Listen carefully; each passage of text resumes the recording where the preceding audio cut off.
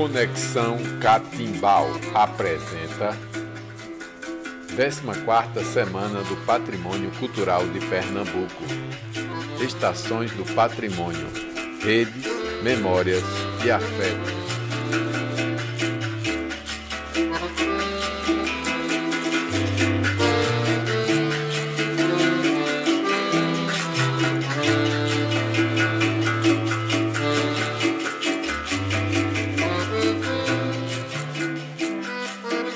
Pensar o patrimônio imaterial da política cultural, com George Bessone, técnico da Superintendência do IFAM Pernambuco. Mediação com Cacau Arco Verde. Conexão Catimbau.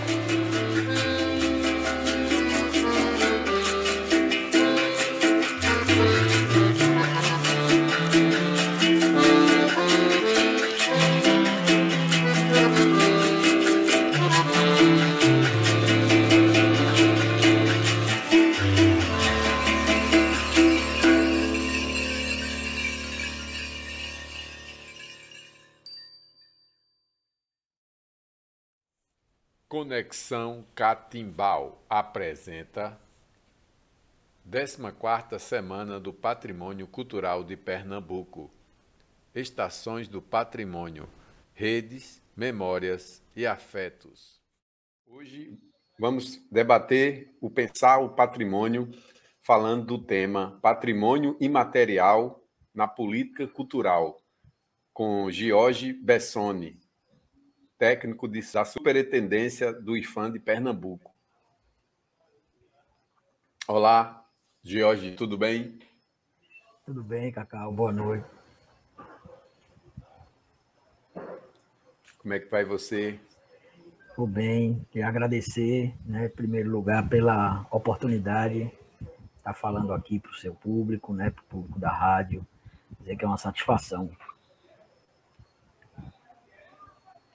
E eu trabalho com música também, mexo com várias artes, como eu estava lhe dizendo, e esse tema de patrimônio imaterial, para mim, ainda é um tema novo, porque eu venho, acho que está com 2 anos que eu estou começando a interagir mais, e sempre estou aprendendo, porque é muito amplo, esse tema.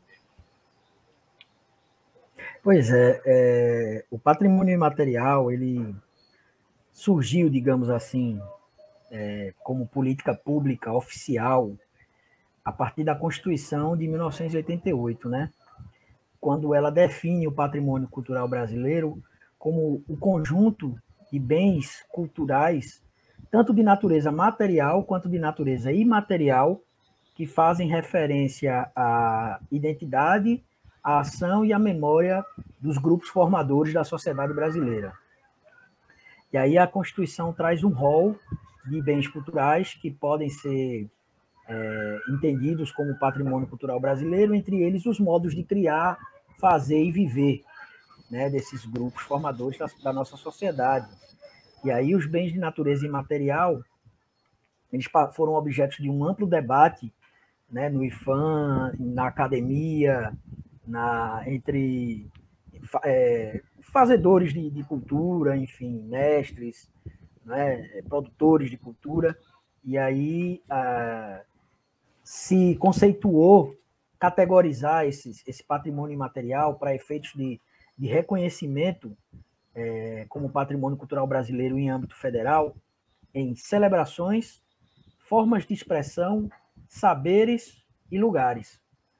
Então, essas celebrações, essas formas de expressão, etc., configuram o patrimônio imaterial brasileiro.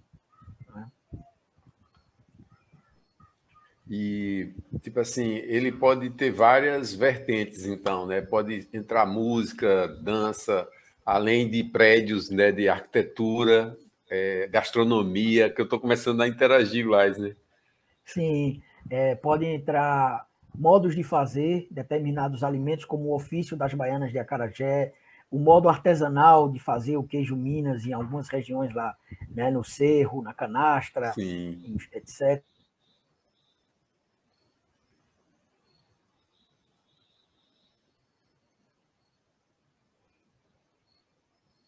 como o Círio de Nazaré, a festa de Santana de Caicó, no sertão do Rio Grande do Norte, né? E formas de expressão como o frevo, o maracatu de baque solto, o maracatu nação, o caboclinho, o cavalo marinho, tantas outras, né? O samba de roda do recôncavo baiano, O baque as virado, né? matrizes, Maracatu baque virado. sim, o baque virado, que é o nação, né? É. E tantos outros bens culturais que são reconhecidos. Hoje, atualmente, o IFAM acho que conta com 49 bens culturais registrados. Se não me engano, o número exato é esse: 49 bens culturais registrados como Patrimônio Cultural do Brasil. Esse é o título que esses bens recebem, o título oficial, né, em âmbito federal. Pode crer. E, assim, você tem assim, preferência por alguma dessas expressões? Ou você gosta de todas? Olha, eu particularmente sou um ser humano que me apaixono muito fácil.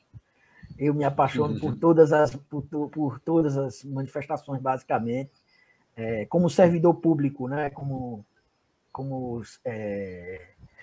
servidor do IFAM, a gente, evidentemente, que tem o princípio da impessoalidade, então a gente tem que trabalhar e atuar em prol de todos igualmente, com as ferramentas Sim. que nós temos na legislação, com as ferramentas que nós temos nas políticas públicas, o marco normativo, os instrumentos de preservação que nós temos vigentes, mas particularmente, pessoalmente, eu sou um apaixonado por cultura popular, sou da área de ciências sociais, então e sou apaixonado pela cultura brasileira, pela diversidade cultural brasileira, como um todo. Legal. Eu já ia perguntar qual foi o curso que você fez, né? Eu sou formado em Ciências Sociais pela Universidade Federal de Pernambuco e mestre em Preservação do Patrimônio Cultural pelo IFAM, pelo mestrado profissional Legal. do IFAM. E faz quanto tempo que você está trabalhando no IFAM? Eu entrei no IFAM em 2006, em agosto de 2006, então vai fazer... Não, já fez 15 anos que eu estou no IFAM. No começo da minha carreira, o começo foi no IFAM do Distrito Federal, na superintendência do IFAM do Distrito Federal, onde eu pude supervisionar o inventário do Vale do Amanhecer, o inventário de referências culturais de terreiros do Distrito Federal e em torno, e outros projetos. E aí, em 2009, eu voltei para a minha terra de origem, que eu sou aqui de Recife. Então, vim para o IFAM Pernambuco e desde dezembro de 2009 eu atuo na superintendência do IFAM de Pernambuco. Quer dizer que o Vale do Amanhecer é patrimônio imaterial também. Ele foi inventariado, é um bem cultural que foi Inventariado. inventariado. Foi pesquisado, né, como referência cultural. Mas ainda não recebeu o reconhecimento que a gente chama registro, né? Como o patrimônio material tem um tombamento, o imaterial a gente tem um registro. Então, ele ainda não recebeu o registro como patrimônio cultural do Brasil, mas foi inventariado. Está em processo de discussão com a comunidade. Está em processo, no caso, né? Quando fala esse termo inventariado. Está em processo de discussão com a comunidade. O inventário, que a política de salvaguarda do patrimônio imaterial do IFAM, ele tem 3 grandes processos. Não é? Primeiro, a identificação. Segundo, o reconhecimento. E o terceiro, o apoio à sustentabilidade. Então, são 3 grandes processos. Os inventários são metodologias de pesquisa usadas pelo IFAM nessa etapa de identificação. Você vai identificar os bens culturais, vai gerar informações, gerar dados, conhecimentos, saber a questão histórica desse bem cultural, a continuidade histórica desse bem, quem são os praticantes, onde esse bem ocorre, onde esse bem cultural ocorre, quais são as suas principais características culturais, de maneira detalhada, a mais exaustiva possível. E aí, esse inventário corresponde, e pesquisas, de um modo geral, mapeamentos que podem ser feitos, né, pesquisas temáticas, isso corresponde à etapa de identificação. A segunda etapa é a etapa do reconhecimento, que é o que nós temos o registro, temos o INDL, que é o Inventário Nacional da Diversidade Linguística, e temos a revalidação dos bens registrados, ou seja, um bem que é reconhecido patrimônio cultural do Brasil, a cada 10 anos ele é reavaliado para fins de revalidação do título. Tendo em vista que o patrimônio imaterial e a cultura é dinâmica, né? Sofre mudanças. Então, Sim. a cada 10 anos a gente investiga, né, sobre essas mudanças, permanências que o bem cultural sofreu nesses 10 anos, né? Como foram essas mudanças, se houve, como foram, qual é o impacto dessas mudanças, se as comunidades foram partícipes dessas mudanças, se o bem cultural ainda é uma referência para comprar a identidade daquela comunidade, daquele grupo social. Então, essas coisas são vistas também a cada 10 anos nesse processo de revalidação. Aqui em Pernambuco, a Feira de Caruaru foi revalidada recentemente, o título da Feira de Caruaru, e no final desse mês de agosto vai ter a reunião do Conselho Consultivo para analisar a revalidação do frevo, do título de patrimônio do frevo, né? Então, essa é a etapa de reconhecimento. E aí, depois que o bem é reconhecido, o IPHAN promove ações de apoio à sustentabilidade cultural desse bem, né? São ações de apoio a quê? Repete, a sustentabilidade por favor, cultural. A sustentabilidade cultural. Já ocorreu, quando passa assim, os 10 anos e não ser revalidado, ou nunca acontece isso? Não, até o momento nunca aconteceu. O decreto, né, que é o decreto 3.551, que regulamenta o registro de bens culturais de natureza imaterial, ele fala que caso um bem não seja revalidado, ele fica como registro de um patrimônio da sua época. Então, ele fica como aquele registro histórico de que foi patrimônio, né? de que foi patrimônio um dia, só não é revalidado o título. Mas nunca aconteceu de um bem cultural não ser revalidado, porque esses bens são referências para a identidade cultural, né, das pessoas. Exatamente. Então, as pessoas mantêm, fazem de tudo para manter, todos os esforços possíveis para manter aquele bem em funcionamento, em continuidade, para transmitir de geração em geração, né, mesmo com mudanças. Então, os bens culturais que eu pude reavaliar, que foram a Feira de Caruaru, eu participei da revalidação, e o frevo, que eu também participei da reavaliação, foram bens culturais que houve mudanças ao longo do tempo, mas a tradição se mantém. Sim. Os elementos essenciais daqueles bens culturais se mantêm ao longo do tempo. Então, isso faz com que eles sejam referências culturais ainda. As comunidades detentoras, que é como a gente chama, né, os produtores, os portadores desses bens culturais,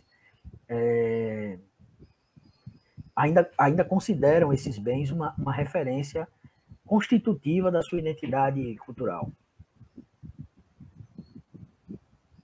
E um processo para um bem ser reconhecido, né, patrimônio imaterial, demora muitos anos, muito tempo?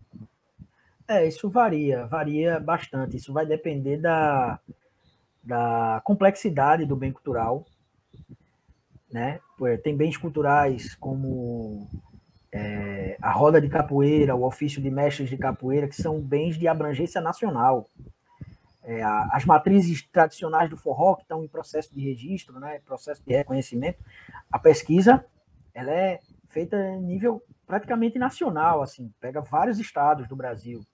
Né? O teatro de bonecos popular do Nordeste, que é o Mamulengo, o Babá, o João Redondo e o Casimiro Coco, pegou o Nordeste quase todo e o Distrito Federal. Então, são bens culturais que têm essa questão, uma complexidade muito grande, uma variedade de ocorrências, de formas culturais. Também influencia a questão de disponibilidade orçamentária, né, para se realizar a instrução técnica desse processo de registro, que é uma pesquisa de cunho histórico, antropológico, e a depender do bem cultural também se envolve etnomusicologia, envolve arte educação, enfim, envolve uma gama, arquitetura, envolve uma gama de outras áreas que se somam aí nesse esforço multidisciplinar para se pesquisar e se reconhecer um bem cultural. No caso, eu venho acompanhando que eu toco zabumba em banda de pífano. As bandas de pífano também estão em processo já faz bem uns 10 anos, né? Mais ou menos, ou mais. Eu não chega a 10 anos. O pedido de registro, eu não lembro exatamente o ano que foi feito o pedido de registro. Se foi em 2014 ou 2015, né? Foi feito um pedido de registro e está em análise ainda para passar, porque todo pedido de registro que é feito, ele é analisado, a pertinência dele é analisada pela Câmara Setorial do Patrimônio Imaterial, que são alguns membros do Conselho Consultivo do Patrimônio Imaterial que se reúnem e analisam tecnicamente aquele pedido. Então, o pedido chega com as informações, os argumentos que a legislação exige, argumentos mínimos. O IFAM analisa, a gente analisa preliminarmente aqui na Superintendência, o Departamento do Patrimônio Imaterial em Brasília também analisa, e aí vai para a Câmara Técnica e eles que decidem sobre a pertinência ou não daqueles pedidos de registro. E o das bandas de pífano está o processo aberto e o material ainda está sendo reunido para a instrução, né? Instrução do processo de registro. Sim. Mas tem um pedido de registro aberto e tem um outro pedido de registro feito no âmbito estadual, né? Para a Fundarp também. Então, são duas instâncias que está correndo aí esse processo. Uhum. E, por exemplo, em Arco Verde, que eu sou de Arco Verde, lá do Sertão, né? Em Arco Verde tem um samba de coco. Aí, se alguém quisesse registrar, pedir, tem que fazer um movimento grande. Como é o processo? É complexo? No caso do coco, já há um processo de registro em aberto. Mas, assim, o coco de roda ou samba de coco? Porque, assim, tem várias vertentes dentro do coco. Aí, no caso, então, seria como se fala, um estilo, só o coco para abranger todos, ou tinha que fazer por estilo? Então, o processo que está aberto chama-se Cocos do Nordeste. Aí foi feita uma então pesquisa, vai pegar todos os estilos, né? Aí pega todas as vertentes. Pega o coco de roda, o samba de coco, a mazurca também. Sim, o coco de embolada, né? Coco de embolada. Que é o Zé Petista no pandeiro. Isso. Aí pega todas as vertentes. Aí no Rio Grande do Norte tem um coco de zambê. E tem um outro coco no Rio Grande do Norte que não tem muita gente. Eu não encontrei mais nenhuma pessoa tocando esse estilo de coco, que foi Mário de Andrade, que descobriu na Missão, em 1938. Foi Chico Antônio. Ele era um mestre de coco de Ganzá, junto com o Pauliro, que era o parceiro dele, que na época ele já estava bem velho. Em 1983, a Funarte gravou um disco dele para registrar ele, porque senão não teria registro também, sabe? Sim, tem um filme também que fala... Já ouviu falar de Chico Antônio? Eu conheço. Aí tem um filme que diz o herói com caráter, o nome do filme dele, que é Macunaíma, o herói sem caráter, e Chico Antônio, o herói com caráter. O filme eu não conheço, bacana aí. Eu mando o link para você vai curtir, que é bem interessante. Então, eu quero conhecer. É bem esclarecedor isso que você está falando, porque, por exemplo, o coco, antigamente, eu tenho de um livro antigo, tinha que nem fosse uma árvore genealógica do coco. Aqui no Nordeste, antigamente, tinha mais de 20 estilos de coco espalhados pelos estados, que tem estilo que tem num lugar que não tem no outro. Por exemplo, o samba de coco tem no sertão, daqui de Pernambuco, e tem também em Alagoas, que eles dançam também com os tamancos, faz trupé também, que nem a gente faz em Arco Verde. E aí eu comecei a ver algumas similaridades, né? Assim, porque eu gosto muito do coco, né? Porque tipo, vem da minha família também, minha família cantava coco, e bem antes dessa história de ter os mestres, esse termo mestre reconhecido, né? Que o termo mestre, né, deve ter acho que uns 30 anos ou mais, né? Que apareceu, é reconhecido o termo mestre, porque antigamente mesmo, na época do meu avô, não se chamava um cantador mestre, de coco de mestre. Porque meu avô não alcançou esse título, por exemplo. Cantava por cantar, porque gostava, que era agricultor, era vaqueiro, aboiava também muito bem. E aí, assim, eu acho muito interessante, né? Porque, assim, isso é uma forma também de salvaguardar, né? Os patrimônios, né? Quando ele Sim. é reconhecido, registrado, né? O Estado, ele, na verdade, reconhece aquilo que já é salvaguardado pelas comunidades, né? Aquilo que já Hum. é preservado, mantido. Tipo, independente de estar registrado ou não, né? Ou tem que A estar registrado. Constituição, a Constituição brasileira não faz essa distinção. Mas aí a política Hum. pública, né, faz esse reconhecimento oficial para gerar uma relação entre o Estado, poder executivo, no caso, e aquelas manifestações culturais. Gerar o direito ele já está garantido pela Constituição. Então a Constituição não faz essa distinção.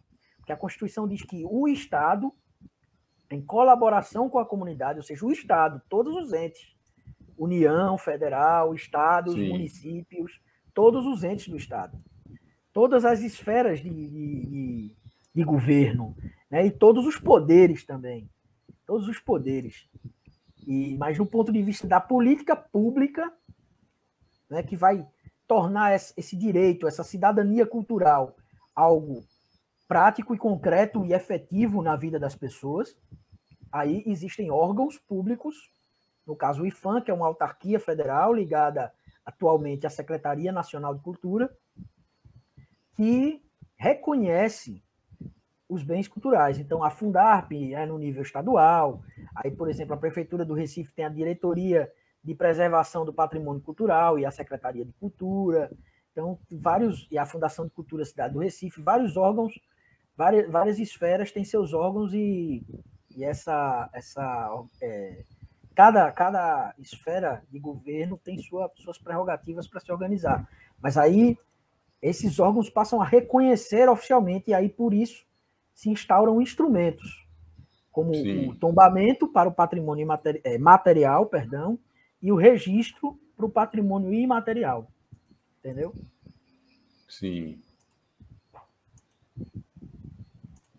E assim,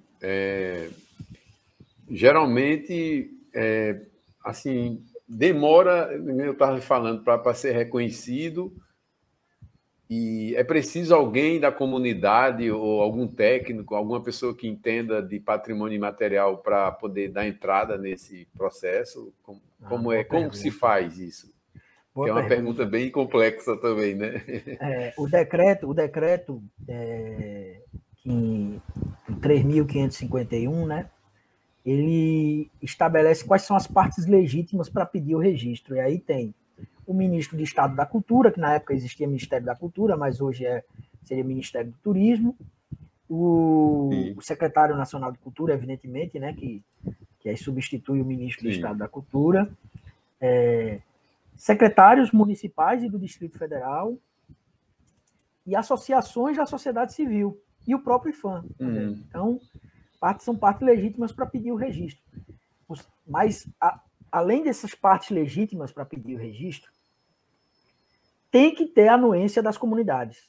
É obrigatório, é uma peça obrigatória no pedido de registro, você comprovar que a comunidade aceita o processo, que seu bem cultural, sua referência cultural seja reconhecida como patrimônio cultural brasileiro, que a comunidade foi sim. consultada, que a comunidade vai ser respeitada e vai participar do processo.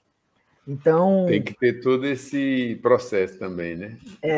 por exemplo, o secretário de Cultura de Pernambuco pediu o registro do maracatu nação, do maracatu de baque solto, do cavalo marinho, do caboclinho.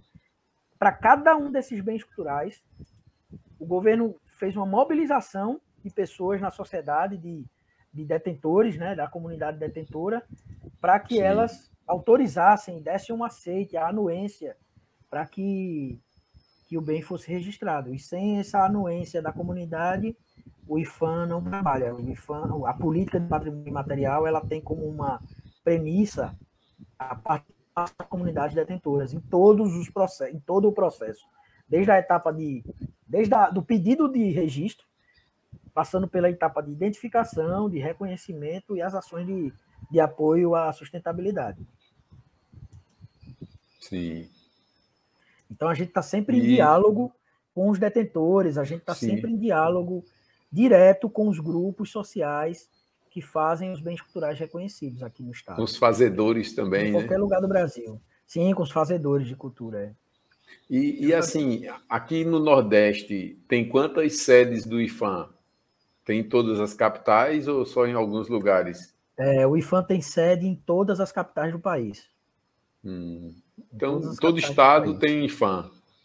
Em todos os estados e no Distrito Federal tem uma superintendência do IFAM, e em alguns estados, devido à quantidade e à relevância de seu patrimônio cultural, assim, do ponto de vista administrativo, de gestão pública, existem escritórios técnicos.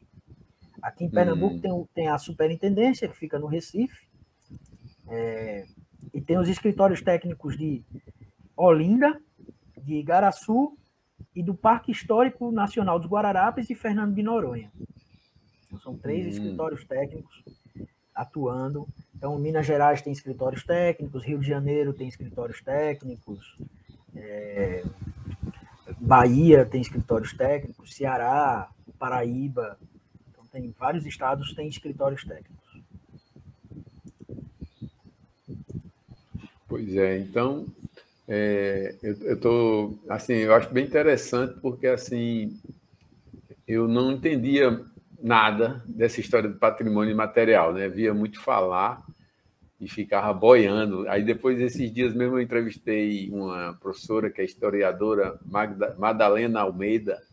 Madalena Almeida, conheço. E ela também me deu verdadeiras aulas em cada momento que a gente conversou a respeito de patrimônio imaterial, que ela com uma equipe da Fundarp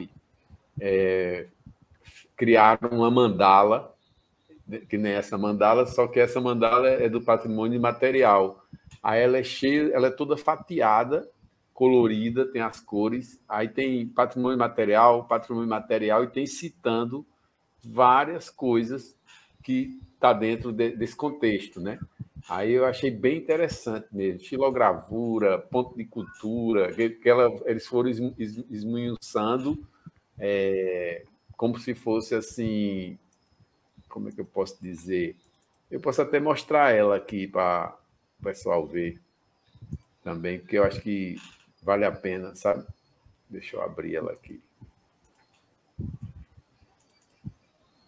Que aí fica a nossa imagem e a imagem da mandala também, para as pessoas verem, porque às vezes tem coisa que é bom mostrar do que ficar falando, né? Porque às vezes é complexo para as pessoas entenderem. Aí, ó. Sim. Aí começa com o centro, né? Patrimônio cultural, aí vem material e imaterial. Aí depois vai diminuindo e vai subdividindo por cada sítio arqueológico, patrimônios naturais. Eu achei demais essa história, essa ideia deles, né? Formas de expressão, saberes e fazeres, celebrações, lugares culturais, povos tradicionais, espaços e acervos e espaços de memória. Aí eu achei interessante que, por exemplo, eu não sabia que pontos de cultura, por exemplo, faz parte de espaço de memória, né? Fundações culturais. Aí vai subdividindo tudo aqui. Aí nessa parte pré-histórico e histórico, né? A pintura rupestre, gravuras. Né? No Catimbau, você já ouviu falar, né? O Catimbau tem muitos desenhos rupestres. Sim, é riquíssimo. E aí vai, né? Eu achei bem interessante xilogravuristas, bem complexa essa mandala. Trabalhos de artesãos, cordelistas, parteiras, rezadeiras, receitas tradicionais, gastronomia e comida típica. Aí entra aqui em aí tem a parte religiosa, tem festa, ciclos e outros, né? que eu achei bem, que é o ciclo junino, natalino e carnavalesco. Aí, encontros culturais, festivais, desfiles e paradas. Aí festa dos outros, festas de expressão do município, aniversário da cidade e bailes. Aí, cultos religiosos, festa de santos e padroeira, procissões e romaria. Eu achei um estudo assim muito legal. Eu estava dizendo para o professor, isso aqui dá para fazer um monte de aula, com cada tema desse é uma aula, né? Não, porque Com certeza, com certeza. não dá É para a material para um pessoa ano inteiro, né? entrar numa história dessa assim, sem, sem ter conhecimento, né? Porque é preciso estar por dentro mesmo, para poder falar, entender também. Verdade. Pois é, deixa eu parar aqui a tela, voltar para nós. E assim, as cidades históricas também entram como patrimônio, né? Essa parte, Entram. tipo, né? Né? Você Olinda, tem Ouro Preto. isso, justamente. Você tem cidades históricas em diversas regiões do Brasil, né? Tem, por exemplo, Sim, na região norte você tem o sítio de Natividade, no Tocantins. Você tem Icó, no Ceará, Areia, na Paraíba, enfim, Laguna, em Santa Catarina. Então, tem vários sítios históricos. Em Minas Gerais nem se fala, né? Na Bahia você tem é, Cachoeira, né? Cachoeira lá no Recôncavo Baiano. Então, tem Lençóis, né? Também na Bahia. Então, o Brasil é riquíssimo assim de cidades históricas é, em diversos contextos geográficos, culturais que, que formam o Brasil, né? Que configuram o país. sim, com certeza. Assim, o Brasil é muito rico, né? De tudo. A fauna, a flora, de sítios arqueológicos, né? De cidades também. É um impressionante, assim, essa imensidão que rola dentro do Brasil, né? Que o Brasil, a gente fala, tem uns poetas que falam os Brasis no Brasil. É que nem fosse vários Brasis, né? Dentro do Brasil. E a E riqueza do Brasil ela é justamente a diversidade, né? A, a exatamente. É variedade né? impressionante, né? A diversidade cultural que existe. Cada estado, né? Isso. Tem, tem seus, como se fala, suas culturas. Que, por exemplo, não é que eu comparo que seja melhor ou pior, sabe? Mas eu acho interessante, como fala, por exemplo, a congada mineira e o maracatu, né? Todos saudam a rainha do Congo O Reis de e Congo. tem saudações em igrejas de Nossa Senhora do Rosário dos Pretos. Que tem em Minas tem muitas igrejas de São Benedito e Nossa Senhora do Rosário dos Pretos. E aí eu estava vendo assim, é que nem fosse o maracatu deles lá, né? E para nós que é maracatu, é que nem fosse a congada deles, sendo cada um com sua história, sua peculiaridade, seu estilo de ritmo, de percussão, de ritual, né? De Sim. dança, tudo. Então, esse ritual da coroação dos reis de Congo encontrou em 2 lugares do Brasil. Tem congadas também no sertão, né? Enfim, aqui em Pernambuco mesmo. Então, encontrou em alguns lugares do Brasil formas diferentes de se dar, né? Porque as trocas culturais foram outras, os tempos históricos, enfim. Sim. Então, tem além da diversidade, tem esse aspecto do sincretismo muito forte também, né? Sim, sincretismo religioso, né? Isso. Tipo assim, Religioso, você chegou musical também, também. sim, você chegou a estudar história também, ou só foi dentro dessa Não, área da sua formatura? não, eu só estudei ciências sociais É que e ciências sociais tem essa verve também, né? Com tem, a gente antropologia. acaba tendo muito diálogo com a história. Eu trabalho com historiadores, né, no setor de patrimônio imaterial aqui da superintendência do IFAM. De cientista social só tem eu, e tem mais 3 historiadores, e a gente dialoga demais, assim, bastante, com muita troca de saberes, de leituras, enfim, de conceitos, Sim, de formas de ver aquele mesmo objeto cultural, aquele mesmo bem cultural. A gente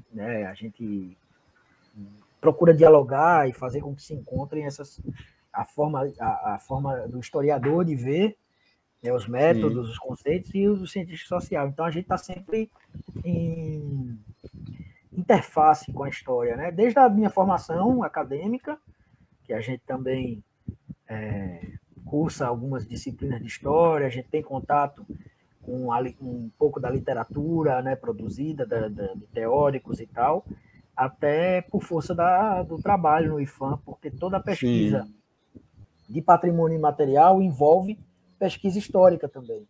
E sim, seja história oral, seja história documental, né, iconográfica, enfim, bibliográfica, a gente, a historiografia, né, de maneira geral, a sim. gente sempre lida, quer queira, quer não, a gente sempre lida com isso. Então, é importante, eu acho que o conhecimento histórico é importantíssimo. Inclusive, um dos fatores essenciais para que um bem cultural seja reconhecido como patrimônio imaterial é ele possuir continuidade histórica. Então, Sim. né, demonstrar que é uma tradição, tem uma certa interface geracional, intergeracional daquela tradição, daquele conhecimento, né? Sim. E me diz uma coisa, você quer falar mais de alguma coisa que eu perguntei assim sobre esse tema? Como é que você está se sentindo Eu já queria só com esse? pontuar, eu queria pontuar que Pernambuco, assim, é um dado que a gente fala, porque todo pernambucano gosta de se orgulhar da sua cultura, né? Da sua. É, E é um dado que eu queria trazer é que Pernambuco ele é o estado que, até o momento, tem a maior quantidade de bens culturais registrados no país, né? é mesmo. Olha, eu não Contando, sabia contando, não com, desse dado aí.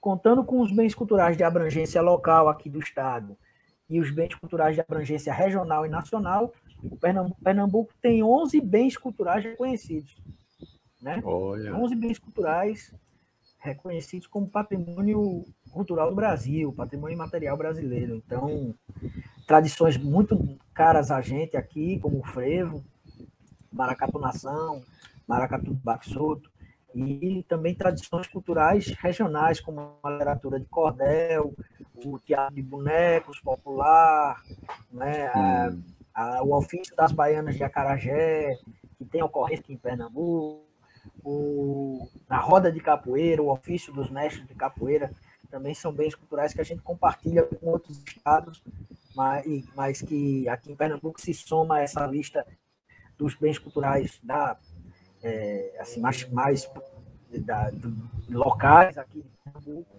aí formam 11 bens culturais reconhecidos. E aí é bom que a poxa, população saiba disso, né, que o público saiba disso, é, para mostrar a diversidade cultural que Pernambuco tem e o trabalho que é feito pelo IFAM, pela Fundarp também, que é uma parceira desses sim, pedidos de registro, pela Secretaria de Cultura do Recife, outras secretarias de cultura de outros municípios, nessa, nessa salvaguarda, nesse reconhecimento do patrimônio imaterial e principalmente pelas comunidades detentoras, né, dos bens culturais.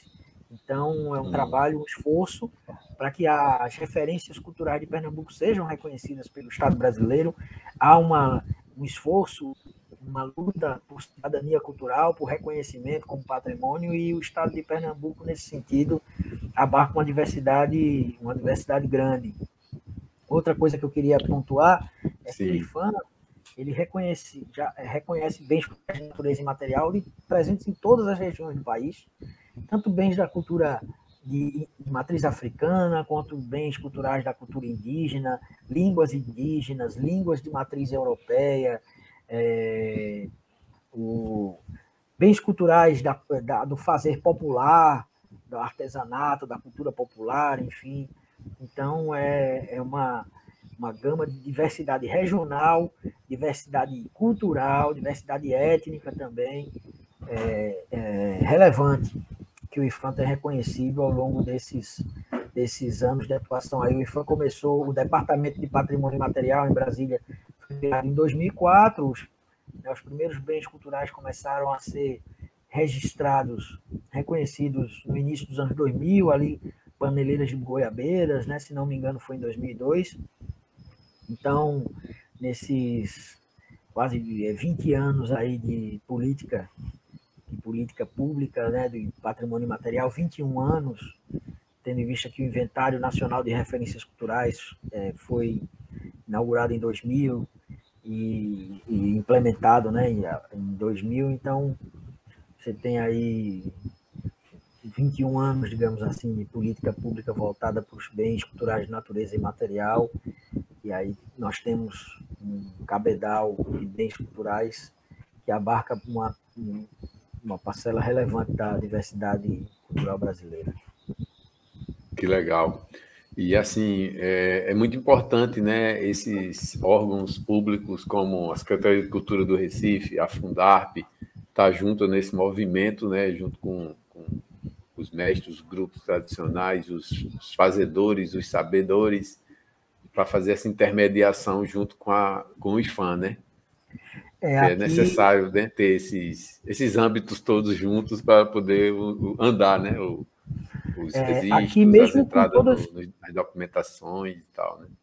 Isso, mesmo com todas as dificuldades que nós temos de orçamento para a cultura em todas as esferas, né, aqui há uma presença muito forte de órgãos de cultura, fundações de cultura municipais, do governo do estado, então, que são financiadores, são grandes fomentadores da cultura, da diversidade cultural e do patrimônio imaterial de Pernambuco, grandes incentivadores do reconhecimento desse patrimônio. Então, a gente tem que também fazer jus ao esforço que vem de décadas já, né? Por exemplo, a Fundação de Cultura da cidade do Recife, a Prefeitura do Recife, há quantas décadas não fomenta as agremiações carnavalescas, enfim. Então, com todas as dificuldades, a gente tem aqui no estado de Pernambuco instituições e gestores públicos que são comprometidos com o patrimônio cultural do estado e grandes parceiros, inclusive, da esfera federal nesse processo. Exatamente. E até que justifica essa informação que você acabou de falar aqui para nós que estamos ouvindo e assistindo, né, esse debate, a respeito de Pernambuco ter a maior soma de patrimônios e bens reconhecidos, né? Assim, é massa ser pernambucano nessa hora, né? Eu gosto de ser pernambucano todas as horas. E assim, é porque eu acho engraçado, né? Aquela coisa do bairrismo, mas assim, é uma sorte, né? Para nós que mexem com arte, com cultura popular, com música. Eu mesmo me sinto um abençoado, né? Ter nascido no sertão, em Arco Verde, que, tipo assim, minha família mesmo, por parte de mãe, meus avós, por parte de mãe, meu avô era vaqueiro e minha avó era uma mulher rendeira. E eu fiz já uma poesia que virou um forró, tipo um baião com coco, falando da minha história, das minhas, como se fala, memórias de infância nessa música. É porque, assim, quando... Normalmente eu não falo disso se não perguntarem, né? Estou falando agora porque eu senti que tem a ver com a conversa que a gente está falando, né? Com a coisa do patrimônio, com a história. E meu pai, por parte de pai, meu avô, pai do meu pai, era caboclo de lança do Maracatu Rural, Paco Souto, de Nazaré da Mata, nas antigas mesmo. Uhum. E eu não, quando eu nasci, meu avô já tinha falecido. Olha a onda. Aí, uma vez, eu nunca tinha ido em Nazaré da Mata, eu fui lá no primeiro encontro de Maracatu Rural que teve, acho que foi, não sei se foi 2002, 2003, 2001, eu não me lembro agora exatamente a data. E eu me senti que nem eu tivesse morado lá, que nem eu fosse de lá mesmo, assim, mesmo sem eu nunca ter ido lá, eu, tipo, né, tenho os parentes lá e tudo, mas assim, eu senti uma energia muito forte de pertencimento ao local, ao lugar, sabe? E quando um mestre de maracatu fazia loa, cantava e o terno tocava, eu ficava muito, muito mesmo assim, me tivesse energizado, me arrepiava, às vezes caía lágrima dos olhos, porque eu sentia uma energia ancestral dos meus ancestrais lá, sabe, também. Aí eu acho interessante a fusão do meu DNA étnico e antropológico e ancestral pega a zona da mata e o sertão. Aí, poxa, eu estou para lançar um disco novo que chama Catimbau, e eu faço uma homenagem a meu pai, que chamava João José da Silva, e a minha avó, que chamava, a gente chamava ela de vovó de Nazaré, que era vovó de Nazaré, Nazaré da Mata, né? Aí quem fez uma loa que eu achei muito bonita foi o Mestre Bi, do Maracatu Estrela Brilhante de Nazaré, né? Da Mata. Ele diz bem assim: vamos fazer homenagem ao saudoso João José e também vamos lembrar de vovó de Nazaré. Aí o terno toca. Bacana. Que eu fico na minha arte, na minha música. Essa mandala, por exemplo, eu pintei. Aí tem as preacas dos caboclinhos e tem o oxé, né? O machado de Xangô. Que aí eu gosto muito dessa coisa dos signos, né? Das simbologias. Né? No centro da mandala também ó, tem a preaca e tem Que o bacana, muito machadinho de bonito. Xangô. E aqui ao redor dela toda. Ó, pá. Muito Vem bonito. as inspirações, né? E búzios também. Aqui é búzio costurado à mão, que eu costuro, eu raspo eles assim para abrir. É um trabalho bem. Tem um pouco de artesanato junto com as artes visuais que eu trabalho, sabe?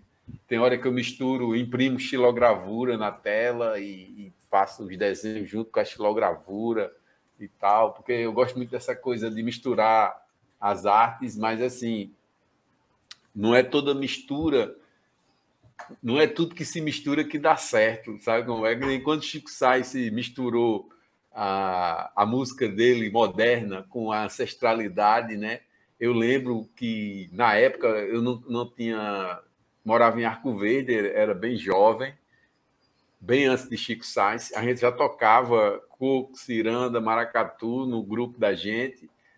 Só que a gente não tinha essa visão de fazer a mistura que Chico Sainz fez, tá ligado? Chico Sainz é um pioneiro, eu tiro meu chapéu, que ele esteja no bom lugar, né? Porque, querendo ou não, tem pessoas que reconhecem, outras não. Nós devemos muito a Chico Sainz também, né? Porque a cultura pernambucana deu um boom quando o Chico Sainz apareceu, né? Com o trabalho dele muito bem feito, elaborado. É tipo uma fusão que teve liga, né? Ligou, fez, tem liga quando presta, né? Quando dá certo. E foi muito importante, né? Ele trouxe o maracatu baque solto, o baque virado na ação, o coco de roda. Tem até um ritmo que tinha numa entrevista, porque assim eu guardava os recortes de jornais que eu morando no interior, quando saía notícias sobre Chico Sainz, sobre o Mestre Ambrósio, sobre Fred 04, sobre Caboclinho, sobre Maracatu.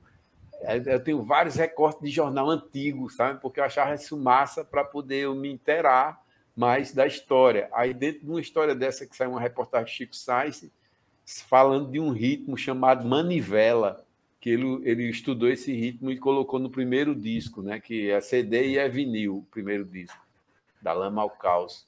E eu já pesquisei muito sobre esse ritmo e não encontrei ainda E qual é a música a matriz. Rapaz, eu não estou lembrado aqui, não. Eu posso lhe dizer depois, porque eu posso achar esse papel, né, esse jornal, e eu pesquisei muito, porque assim, no sertão a gente não tem ideia, pelo menos que eu vivo lá com os mestres de coco, conversando, aprendendo e tal. Eu também sou arte educador, né? Dou aula de ensino às crianças, os jovens, a cantar, a dançar coco, fabricar instrumento artesanal, afro-brasileiro, alfaia, berimbau, cachixi, porque eu também tenho uma origem de capoeira, Angola, né? Treinei capoeira com o mestre Sapo, em Olinda, lá no Amparo. Morei na academia na época, né? Faz tempo, isso nos anos 90, 93, 92, por aí. E eu comecei a treinar capoeira desde 87. Se eu tivesse praticando assim direto, eu acho que eu já estava contramestre, mais adiantado assim, mas é porque eu uso a capoeira, para mim, entrou na minha vida e não saiu mais, mesmo eu não estando treinando todo dia, dando aula, cheguei a dar aula também para crianças, né, e jovens, meninos de rua na época, no ano de 94, 95. Trabalhei em muitos projetos sociais com essas expressões, né, culturais. E, por Bacana. exemplo, Você na tem uma Web Rádio trajetória com Catimbau. patrimônio imaterial, né? Você tem uma trajetória com patrimônio Exatamente. Eu imaterial, achei né? isso muito bom, porque a Bacana. capoeira pegou uma dimensão muito grande, né? Assim, tem vários países. Tem um primo meu mesmo que mora na Alemanha há mais de 25 anos, e ele montou uma academia lá em Hamburgo, bem estruturada, bonita mesmo, bem organizada, sabe? E bem interessante, assim, porque eu vejo que desde antigamente os capoeiristas, os melhores capoeiristas da Bahia, de Olinda, do Rio de Janeiro, eles viajavam para fora do país para tentar a vida lá, né? E tal, e alguns conseguiram vencer, montar uma academia, criar a história deles, manter a história dos mestres, né? Dos mestres que eles aprenderam e tal. E assim, eu acho muito importante, por exemplo, esses títulos que a capoeira conseguiu a nível estadual aqui, nacional e até internacional também, né? A capoeira já galgou essas instâncias. Aí, poxa, velho, eu acho demais. Aí, por exemplo, eu posso não estar treinando capoeira todo dia, mas na minha música, nos meus discos, quase todo disco que eu gravo, eu coloco duas faixas com berimbau, que eu uso a cunzinha, que nem a linguagem da percussão, da música, a gente chama de cunzinha, a percussão, né? A cunzinha percussiva eu sempre é da capoeira Angola, que é um berimbau gunga, que é o grave, que é o Sim. berimbau mestre, ao berimbau médio e o berimbau viola, que ele é E uma a cabacinha viola. menor, que ele faz solos, né? Ele é que nem fosse a Isso. guitarra de uma banda. O gunga é solo, mas ele é um baixo, ele é mais É a grave, base, né? e o médio faz algumas bases, né? Mas quem sola mais é o gunga e a viola, dentro de uma roda de capoeira Angola, né? Porque o gunga, quando o mestre está tocando o berimbau gunga, ele é quem comanda, né? O berimbau gunga abre a roda, tira a gente do jogo, para a roda. A pessoa tem que estar, quem está ali jogando capoeira Angola, tem que estar atento ao berimbau gunga, e ele muda de ritmo, ele vai mais devagar, vai mais rápido, aí a pessoa tem que estar ali em sintonia com os instrumentos. Pois Isso. é, George, gratidão aí por você ter aceitado o convite, né, da gente. Acredito Eu que que vai agradeço a contribuir muito, né, oportunidade. para os nossos ouvintes ficarem mais inteirados, né, sobre o que é patrimônio imaterial, que é muito importante. Eu acho que as pessoas começarem a interagir mais com esses termos técnicos, né, históricos, porque a história do nosso povo, o povo precisa saber, dar esse valor. Por exemplo, eu não sabia que Pernambuco era o lugar no Brasil que tem mais patrimônios, né, e que tinha muita cultura, eu sempre tive consciência, mas assim, de estar mais patrimônios registrados, reconhecidos, para mim foi uma informação nova. Muito grato aí para você. E pode fazer as considerações finais aí do debate, Eu por queria favor. agradecer, né, mais uma vez, pela oportunidade excelente, pelo debate, por esse bate-papo, né, que foi um bate-papo muito rico. Queria agradecer ao público, né, às pessoas que estão aí ouvindo, vendo nossa conversa, e dizer que a política de patrimônio material ela é uma política de todos, né, do Estado e da sociedade civil. Então, cada vez mais as pessoas, os grupos culturais, elas, quanto mais elas se apropriarem dessa política, né, chegarem, dialogarem com os órgãos públicos, não encararem os órgãos públicos, o IPHAN, por exemplo, como um órgão distante, como um órgão. Nós estamos abertos ao diálogo, nós estamos abertos ao entendimento mútuo, e a gente sempre procura, né, dialogar com os detentores. Então, queria só deixar esse recado, de dizer que as pessoas se apropriem, que estejam à vontade para abordar o IPHAN, e a gente vai ter a maior satisfação de difundir essa política que faz parte da nossa atividade. Então, a gente tem muito comprometimento também dentro do IPHAN, aqui da Superintendência de Pernambuco, com essa política de salvaguarda do patrimônio material. E queria também desejar que todo mundo tenha aí se cuide, continue se cuidando, e que, Sim. Né, que a gente suporte da melhor forma essa fase que estamos vivendo, né, que a gente está vivendo, que tudo vai passar. Exatamente. Pois é, então, agradecer mais uma vez a você, a quem está nos ouvindo, né? Espero que gostem do nosso debate, desse tema que a gente está falando. E tudo de bom para você também, muita saúde para você, para todos os nossos ouvintes, para quem vai nos assistir, para quem vai nos ouvir, né? Que a gente vai estar sendo transmitido pela Web Rádio Catimbau e por um canal TV Conexão Catimbau no YouTube. E a gente só agradece a todos que estão ouvindo, e principalmente a você que fez uma boa explanação sobre o tema, né? Tudo de bom e parabéns. Obrigado, e até a próxima, se Deus quiser. Até a próxima, Cacau. Tudo de bom. Tchau.